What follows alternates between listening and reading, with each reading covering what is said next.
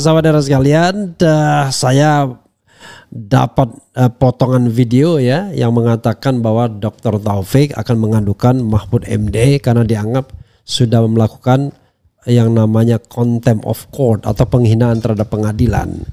Saya sudah terhubung dengan Dr. Taufik yang kebetulan memang sedang mendampingi klien, tapi menyediakan waktu untuk sedikit breaking news kepada kita ya saudara sekalian. Saya langsung menyapa ya. Assalamualaikum warahmatullahi wabarakatuh, Pak Taufik. Waalaikumsalam warahmatullahi wabarakatuh.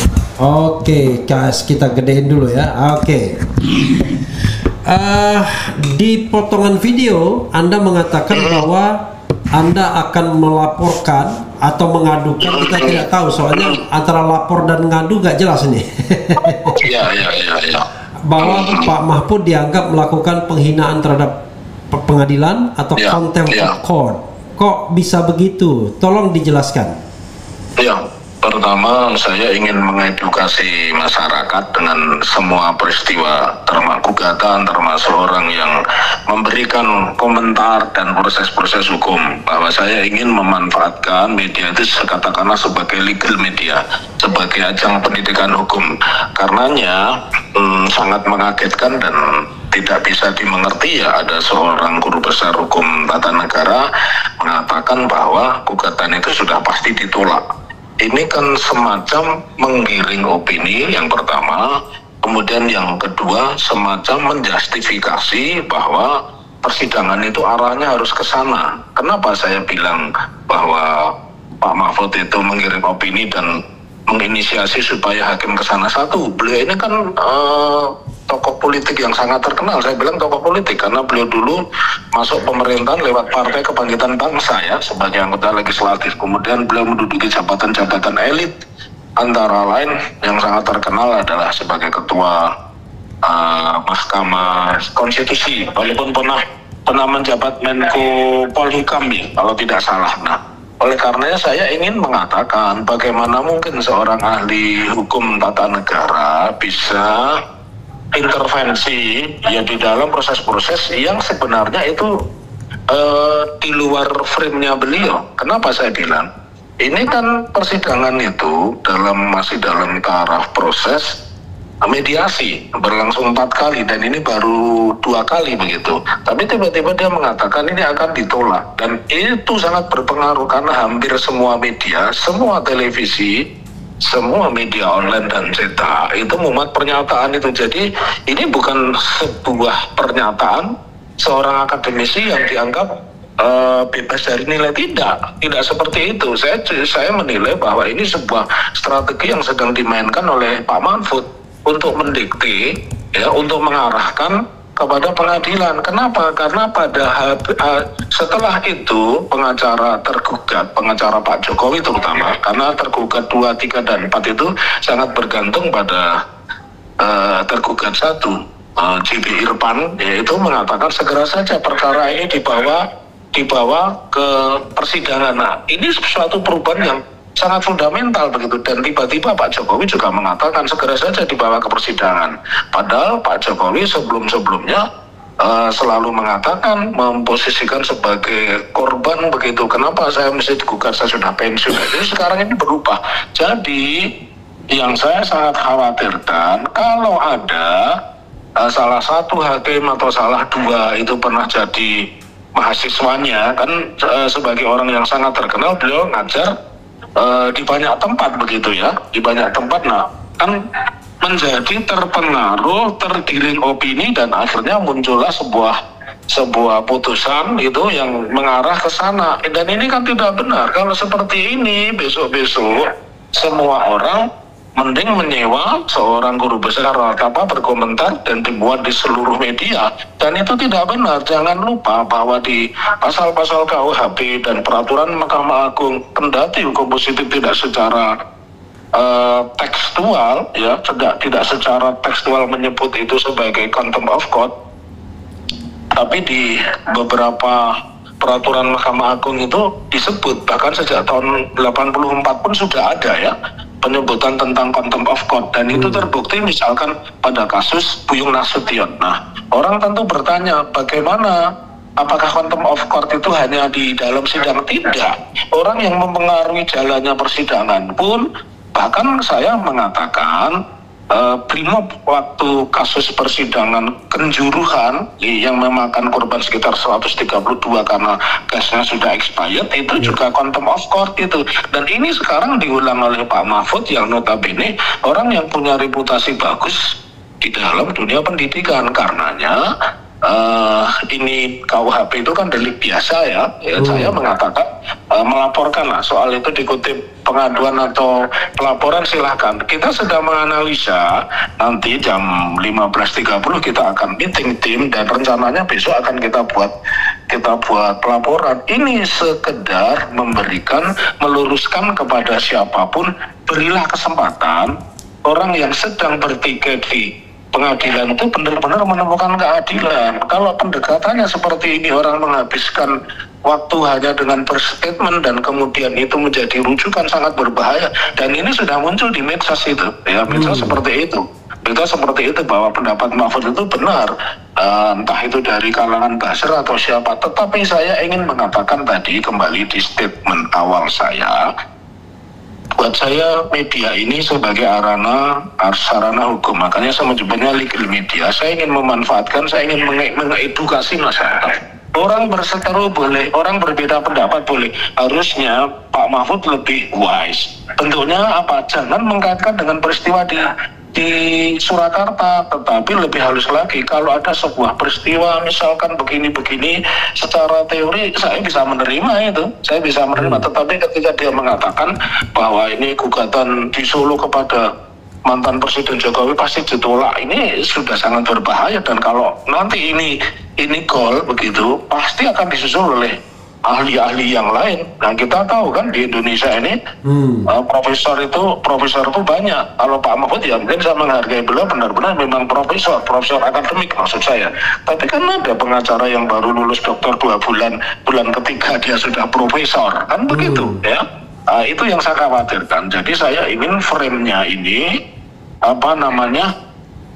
kita kembali kepada dialektika persidangan. Pengadilan tempat menemukan keadilan. Karena itu berikan ruang kepada penggugat, tergugat, berilah ruang kepada mediator untuk berpendapat menyelesaikan urusan mereka. Kalian boleh bicara dengan teori, tapi jangan langsung justifikasi bahwa gugatan di PN Solo terhadap ini pasti ditolak. Itu sangat menyakitkan ya. Saya yang sekolah lama untuk belajar hukum itu menyakitkan. Begitu Bang Refli. Oke, ada satu hal yang Anda khawatirkan tadi soal kalau begitu kita sewa saja orang untuk bersuara gitu ya. Dan kalau dia adalah ahli yang respected, dihormati, maka dia bisa bisa mempengaruhi pengadilan. Tapi kalau kita balik, bagaimana dengan orang yang berkomentar misalnya gugatan ini seharusnya dikabulkan dan lain sebagainya, bagaimana? Tapi menurut saya sangat jarang yang seperti itu, yang dikemukakan oleh seorang ahli seperti itu sangat jarang. Itu berada pada tataran citizen, bukan berada pada tataran tokoh publik. Nah, kalau citizen boleh-boleh aja dan itu nggak ngaruh sama sekali kan. Orang ini pengacaranya bego, silahkan saja. Tetapi ketika ini tatarannya adalah seorang public figure yang pernah mempengaruhi dunia hukum kita, karena di masa Pak Mahfud ini kan Mahkamah Konstitusi mencapai puncak keemasan begitu. Meskipun di saat dia menjabat Menteri Hukum, puncak kecemasan karena membubarkan HTI dan FPI. Jangan lupa Pak Mahfud itu seorang politisi. Karena ketika Bang Refli tanya, saya mengatakan dia membubarkan FPI, kalau HTI bukan dia. Iya, dia membubarkan FPI. Nah, maka saya mengatakan dia memulai karir itu kan bukan sebagai hakim, tapi sebagai politisi dari Partai Kebangkitan Bangsa. Jadi sekarang pun dia sedang teatrikal. Bahkan kalau saya boleh dengan bahasa sinis, mungkin ini effort dari kegagalan dia 2 kali di PHP sebagai wakil presiden barangkali itu ya. Yang pertama di PHP dan yang kemarin juga perolehan suara sangat sedikit. Begitu Bang Refli. Ya. Oke, Pak Taufik masih ada waktu lagi? Ya, kira singkat aja. Kalau boleh saya closing statement ya. Ya, silakan closing statementnya. Jadi saya berharap masyarakat siapapun Anda, terima kasih Anda memberikan perhatian begitu lebih, Anda memberikan atensi kepada gugatan saya, tapi berikan ruang kepada siapapun yang ada di pengadilan itu, apakah mediator, apakah tergugat, prinsipalnya, ataukah para penggugat dan prinsipalnya, biarlah mereka menyelesaikan urusannya, karena gugatan perdata itu adalah perkara privat antara orang berantem, itu yang pertama. Kemudian yang kedua, kalau kembali kepada teori, jangan ngaco lah, karena di dalam perkara perdata itu ada yang namanya gugatan yang terbit karena wan prestasi, tetapi ada juga gugatan itu yang sifatnya liar, yaitu gugatan perbuatan melawan hukum. Dan inilah seni yang sedang saya bangun, ingin mendidik masyarakat. Kita bersengketa boleh, tapi kita tidak harus persoalan ini larinya ke polisi, dan itu yang sedang saya buktikan. Jadi kalau ada seorang guru besar, notabene pernah menjadi hakim, bahkan menduduki jabatan tertinggi sebagai ketua Mahkamah Konstitusi dan sering memutus dengan pendekatan hukum progresif, saya tidak bisa terima begitu. Jadi mudah-mudahan ini menjadi sinyal atau apa itu, kalau bencana itu peringatan dini untuk menjaga sikap independen kita, sikap sportif kita, sikap akademik kita untuk tidak menggurui siapapun, apalagi menggiring. Sekali lagi, beliau itu bukan cuma sekedar citizen, beliau ini tokoh publik yang pernah menduduki jabatan lembaga yang bagus, yaitu Ketua Mahkamah Konstitusi, dan beliau juga tidak lepas dari sikap-sikap politik praktis. Itu saja. Itu klarifikasi, mau diadukannya di mana? Rencananya kan kalau memakai teori downloader uploader bisa di mana saja, tapi kemungkinan cuma 2 tempatnya, kalau nggak di Polresta Surakarta ya di Polda Jawa Tengah Semarang. Hari ini, besok, atau lusa, atau kapan? Rencananya Jumat begitu, nanti sore kita rapat ya. Oke. Makasih Pak Taufik. Assalamualaikum warahmatullahi wabarakatuh. Assalamualaikum warahmatullahi wabarakatuh. Ya, saudara sekalian, itu dengan Dr. Taufik ya. Kalau tadi nadanya rendah bukan karena tidak semangat seperti biasanya, tetapi dia sedang mendampingi klien, dan tadi saya minta kalau boleh kasih waktu sedikit untuk kita breaking news, dan ternyata beliau bersedia. Jadi saudara sekalian, ada benarnya juga apa yang disampaikan Dr. Taufik ya. Memang omongan Pak Mahfud itu bisa jadi senjata dan bisa jadi alasan dalam alam yang kadang-kadang tidak fair ini. Gini. Kalau saya bilang tentang fairness ya, maka yang paling fair itu adalah ada pembuktian keaslian ijazah Jokowi di forum pengadilan. Itu paling fair. Toh kalau memang ada ijazah aslinya, nggak ada masalah kan? Apalagi sudah dikatakan saya hanya mau datang kalau perintah pengadilan. Tapi ketika Pak Mahfud mengatakan itu akan ditolak dan lain sebagainya, maka seperti mendapatkan legitimasi untuk tidak melanjutkan sidang ini seandainya itu memang yang diinginkan Pak Jokowi. Nah, kita tidak tahu yang diinginkan Pak Jokowi itu adalah dia bisa membuktikan ijazahnya atau dia tidak pernah membuktikan ijazahnya. Tidak ada satu forum pun yang bisa membuktikan ijazahnya. Kalaupun ada forum pidana itu hanya berisi tentang pembuktian pencemaran nama baik. Nah, itu yang kemudian yang harus kita lihat ya. Karena itu menurut saya komplain Pak Taufik jadi beralasan. Karena seperti halnya Pengadilan Negeri Jakarta Pusat, dia mengatakan bahwa kami tidak berwenang. Jadi dan semua gugatan yang terkait dengan mantan Presiden Jokowi itu dijawab dengan NO, yaitu pengadilan menyatakan bahwa gugatan tidak dapat diterima. Nah, kalau misalnya gugatan tidak dapat diterima, artinya belum masuk pokok perkara.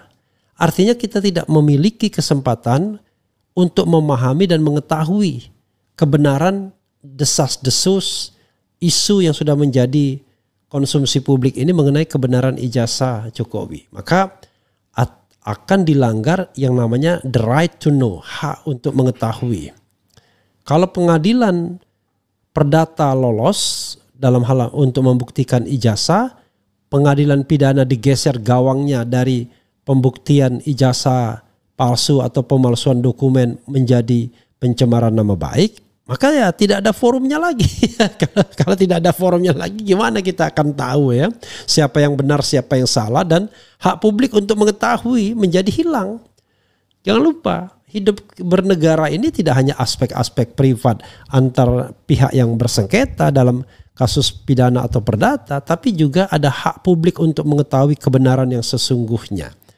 Kan itu sobat era sekalian. Jadi ini ada tulisan dari Pak Taufik ya, tambahan yang saya ingin bacakan yang mengatakan soal tadi tetap sama ya, mengenai bedawan prestasi sama gugatan perbuatan melawan hukum. Coba saya mau bacakan. Dia mengatakan begini, saya bacakan dulu ya. Banyak orang berpendapat meraba-raba kadang meniru. Yang ditiru juga salah dalam kurung Mahfud MD.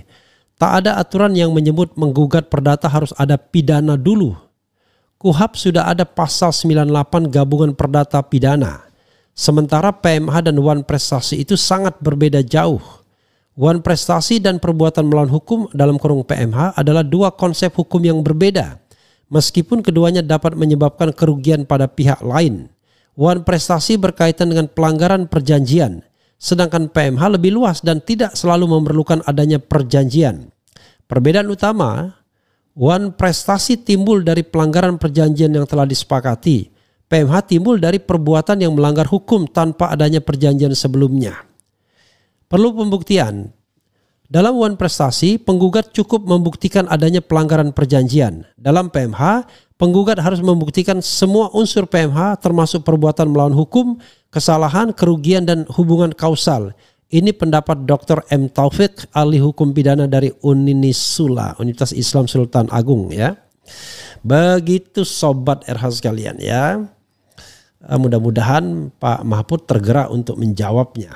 Kalaupun tidak menjawab juga nggak apa-apa. Jadi sekali lagi sobat RH sekalian,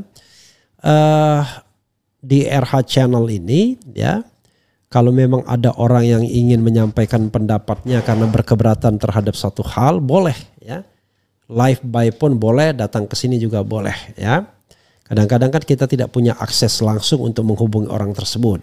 Atau kita tidak punya kontak yang regular terhadap orang tersebut sehingga kita tidak bisa mengundangnya sewaktu-waktu ya.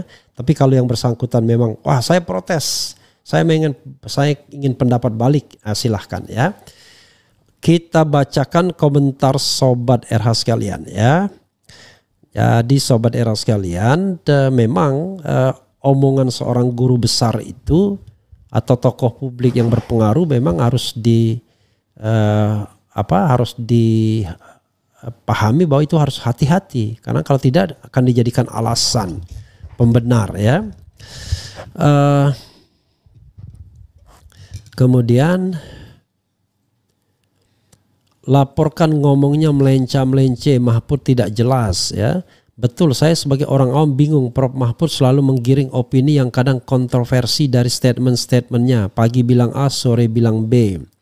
Terlanjur makan enak ternyata dibangunin, ternyata mimpi.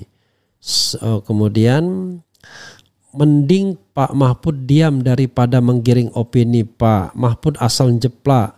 Mentang-mentang profesor hukum, mungkin maksudnya kasus yang dulu nggak diterima pengadilan, efeknya saat ini bisa berabe. Jangan mau damai lewat mediasi, lanjut terus sampai masuk persidangan biar terbukti siapa yang benar, siapa yang salah. Itu kalau masuk dalam pembuktian. Kalau dinyatakan tidak dapat diterima kan susah jadinya ya. Duh Pak Mahfud, kenapa sih ya tetap usut kepalsuan, sok keren kayak Hasan Nasbi model koboi, tangan di saku. Luar biasa. Apa ini? Oke, kemudian apa lagi ya? Mahfud tidak etis kasih statement seperti itu, mematahkan semangat para tokoh yang sedang berjuang mencari keadilan ya. Apa lagi ya? Oke. Sebagai guru besar senior UGM saja sudah bilang ijazah tersebut palsu. Oke. Hukum sudah menjadi mainan penguasa, cara untuk membenahi ketatanegaraan ya tidak ada pilihan lain, revolusi. Kalau Kalau revolusi itu ya bukan bukan membenahi ketatanegaraan tuh. Kemudian Mahfud juga pernah menikmati kebohongan Jokowi. Mahfud kurang bijak dalam memberikan statement. Hukum dibolak-balik, yang palsu jadi asli, yang asli dipalsukan. Kemudian Mahfud pernah jadi bagian dari Jokowi dan lain sebagainya ya, banyak sekali ya. Teguh Santoso nih, publik figur yang menyimpulkan perkara sebelum putusan bisa langgar etika dan intervensi hukum. Publik berhak ajukan keberatan bila hal ini ganggu keadilan dan independensi peradilan. Sebenarnya begini saudara sekalian, ini mohon maaf ya, sebenarnya itu tidak akan menjadi gangguan seandainya circumstance atau lingkungan peradilan kita ini baik. Dan kasus yang sedang ditangani adalah kasus yang ibaratnya semua pihak itu memiliki equality before the law, ya, kesempatan dan kesetaraan dalam hukum. Tapi dalam kasus Jokowi ini, dia adalah penguasa 10 tahun yang bisa mempengaruhi penegak hukum dan bahkan pengadilan. Sudahlah, kita tahulah kasus-kasus Habib Rizik, ya kan, Habib Bahar, kemudian kasus Sahganda, Anton Permana, semuanya itu adalah kasus yang orang di TO, di target operasi sama seperti Munarman. Nah itu kan di bawah rezim Jokowi, di bawah kekuasaan Jokowi. Kalau dia membiarkan maka dia crime by omission. Tapi kalau dia terlibat atau misalnya memerintahkan, crime by commission. Sekarang struktur itu kan baru saja Pak Jokowinya baru saja berhenti. Jadi struktur itu masih bertahan. Itulah soalnya kemudian yang dikhawatirkan adalah sekarang hakim-hakim di pengadilan itu sedang mencari cara untuk menyelamatkan Jokowi. Karena itulah yang terjadi ketika mereka mengentertain kekuasaan ketika Jokowi berkuasa. Nah, itu yang sebenarnya dikhawatirkan. Tapi mudah-mudahan itu tidak terjadi dengan hakim di Pengadilan Negeri Surakarta, di pengadilan manapun. Dan proses soal ijazah Jokowi ini bisa terus sampai kemudian pembuktian sebenar-benarnya apakah ada ijazahnya atau tidak. Kalau ijazahnya ada dan original, fine. Berarti Anda semua salah. Kita semua salah yang menuding Jokowi punya ijazah palsu. Tapi kalau memang benar, gimana coba, ya kan? Padahal sudah gaduh kesana kemari ini barang. Karena tadi tidak segera diselesaikan ketika apinya belum membesar. Atau memang sengaja apinya dibesarkan untuk tadi tetap on top dalam pemberitaan. Ya, agar kemudian tetap berpengaruh untuk menjadi tokoh sentral dalam isu publik. We don't know exactly. Ada yang bilang begitu, tetapi kebangetan juga rasanya ya. Itu saja saudara sekalian ya, breaking news kita. Terima kasih Pak Dr. Taufik ya. Tadi agak pelan suaranya, bukan tidak semangat, tetapi karena sedang mendampingi klien. Wassalamualaikum warahmatullahi wabarakatuh.